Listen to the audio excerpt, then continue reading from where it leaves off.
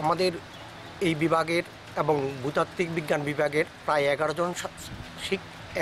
জন ছাত্রছাত্রী এবং একজন শিক্ষক গুরুতর অসুস্থ অবস্থায় হসপিটালে কাতরাচ্ছেন এবং আমাদের এই দাবি প্রতি এখন পর্যন্ত প্রশাসন তেমন সমবেদনা জ্ঞাপন করেনি, প্রশাসন থেকে তেমন কোনো ব্যক্তি আসেনি।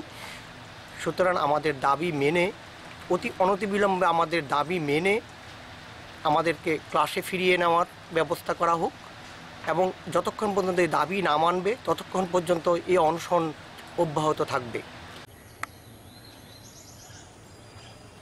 17 মে আমি কোথাও থাকবো না, সকলের দ্বিতীয় 15